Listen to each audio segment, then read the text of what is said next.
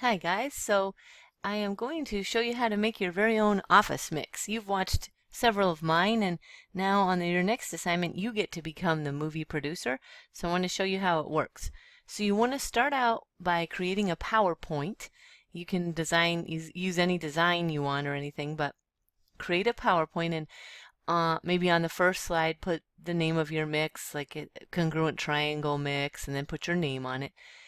And at any point, if you're going to use this mix button to do some mix things, so when you click mix, if it asks you to log in, I just wanted to show you this, if it asks you for any credentials, then your username is your student email. So if I was Brian Miller and my username was miller.b3, my mix login would be miller.b3@student.jths.org. You do not need a password. You can just put the username in and then hit enter and it'll work. So let me show you how to do a slide recording. If you just wanted to record some audio or a little bit of writing on a slide, you click mix and you click slide recording, and then you'll see your slide pop up and you can hit this record button. You'll make sure over here that your microphone is picking you up and you can see it moving when I speak. So you would click record and you'll see the timer start counting and it's recording. So I'd say, hi, this is Miss Newell and this is my office mix about so and so. You can also use these pens over here to gesture towards anything if you want to while you're talking. And then you click this to stop your recording. And you could, I had a recording, so yours won't say that. But if you needed to do it more than once, you could record again, and then you'd say yes, override previous recording. You could also delete the slide recording if you don't want to keep it.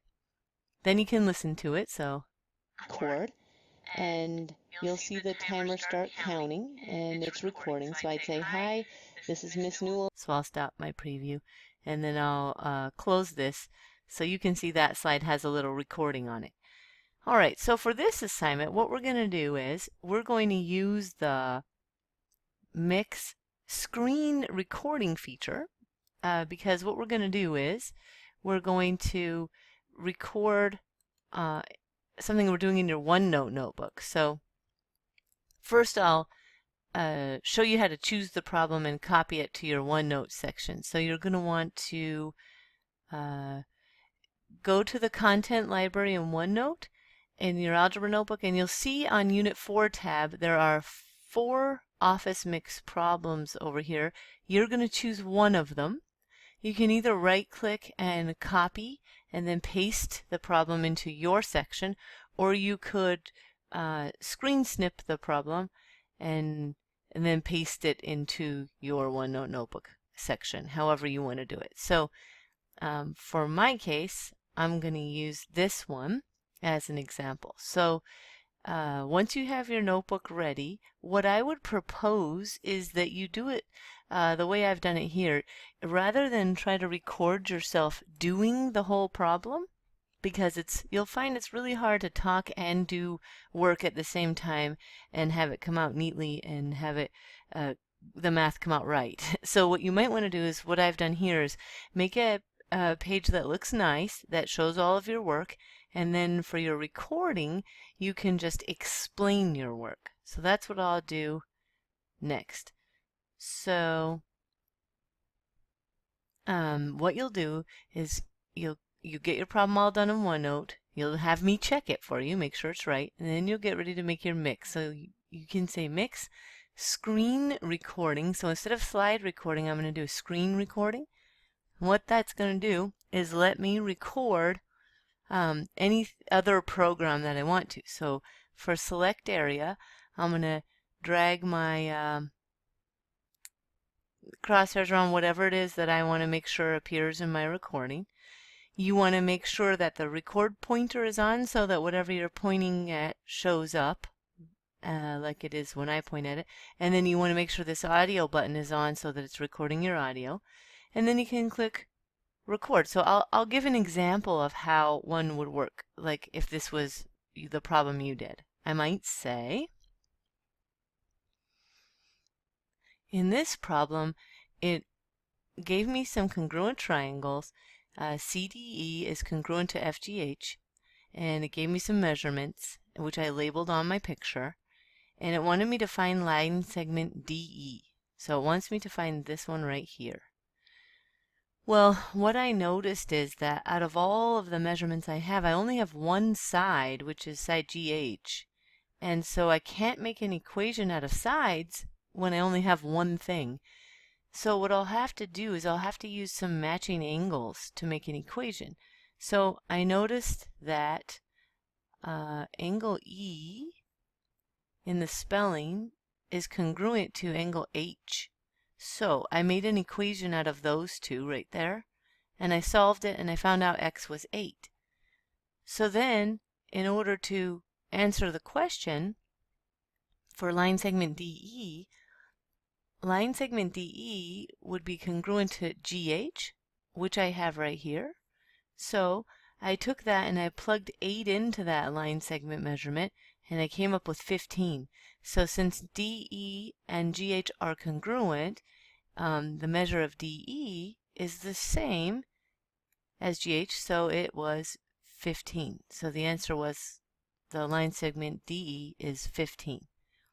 So then when I'm done, I can bring my mouse to the top and this will pop back up.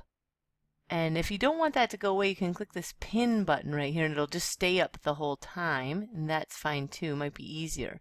So when you're done recording, or if you need to pause for some reason, clear your throat or anything, you can pause it. But when you're done, you'll click this stop button and you'll see that it'll put that recording right into your PowerPoint presentation.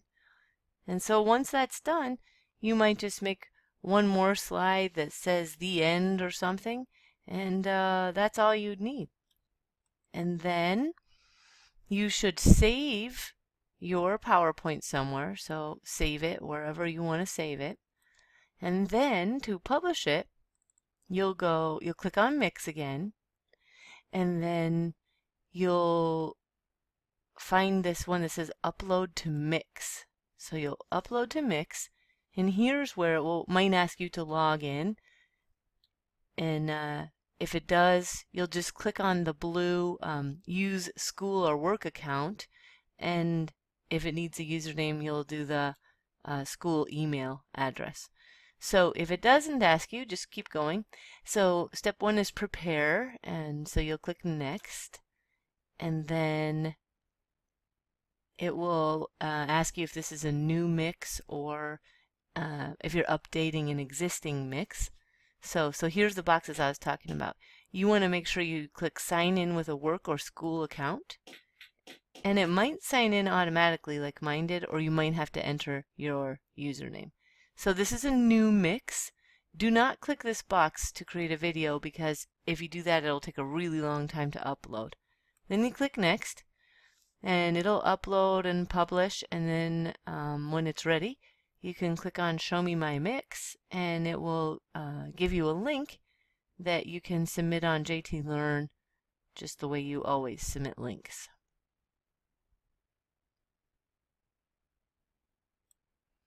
So when it's all done uploading and publishing, you can click on Show Me My Mix, and this is where you could watch it, and you can also get the link to it to submit on JT Learn.